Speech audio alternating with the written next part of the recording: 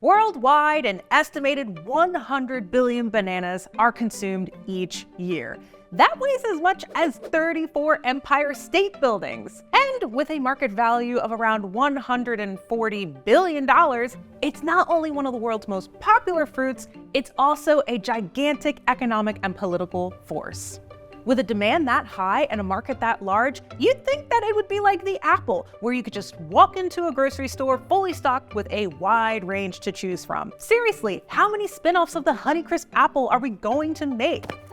But no, despite the fact that there are over 1,000 different varieties grown, one banana reigns supreme: the Cavendish. Accounting for about half of the world's annual production, this fruit is powerful enough to influence entire countries and take over the world.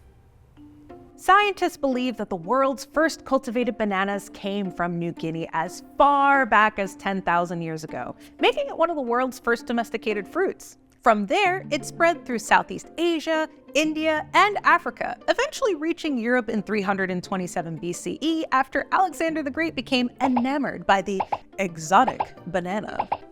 Beginning as a novelty in Europe and later the United States, it wasn't until the late 1800s when bananas truly became mainstream. And this was thanks to two cultural events that really thrust the fruit onto the main stage. The first was in 1872 when Jules Verne referenced the banana in his book Around the World in 80 Days, describing the fruit as, quote, healthy as bread and as succulent as cream.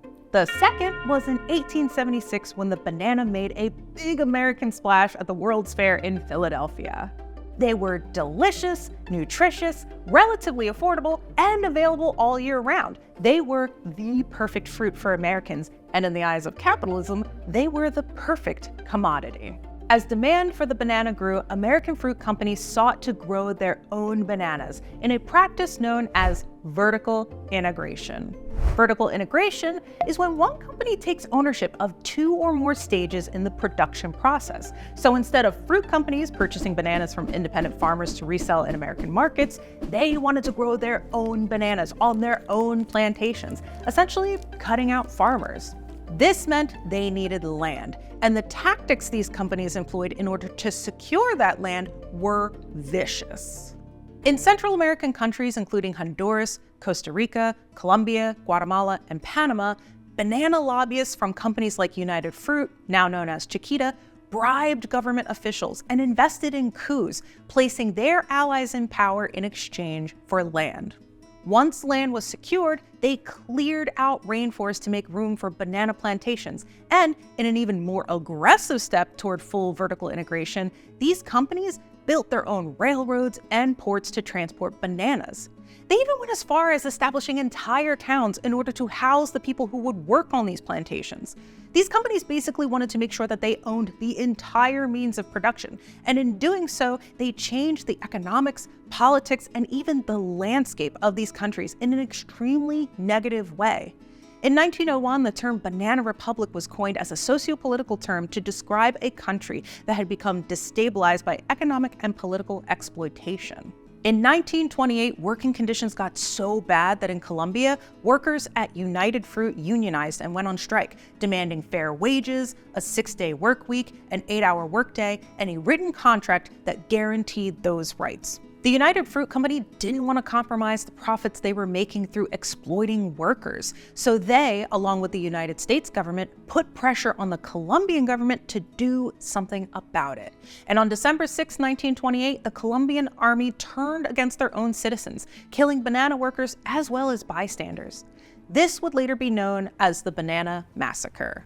In order to mass distribute bananas across the globe, companies needed a variety that had a high yield and could withstand being shipped long distances without refrigeration. Two bananas fit the bill: the Cavendish and the Gros Michel.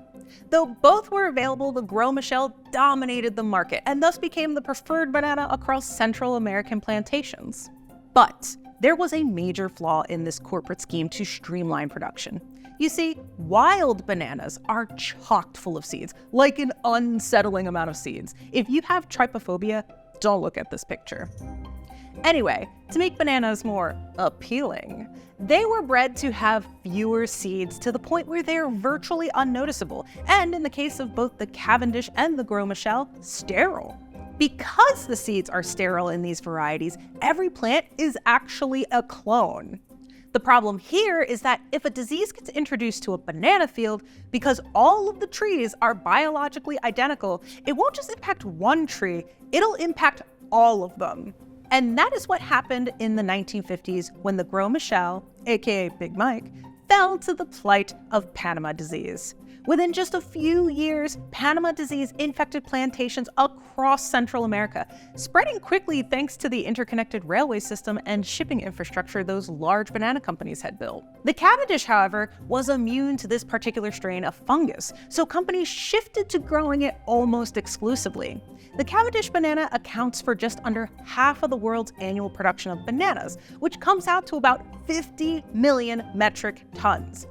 But leave it to Big Banana to repeat the same mistakes, because here we are, not even 100 years later, and we're having the same issue with the Cavendish as we did with the Gros Michel, and with the same fungus too. This means the world's most widely consumed banana now faces extinction if we don't intervene. Farmers and scientists understand that biodiversity is important for a multitude of reasons. If, like bananas, a fungus kills one variety, you can shift production to a variety that is resistant to that fungus. You can also crossbreed varieties to make an even more resilient crop for later harvests.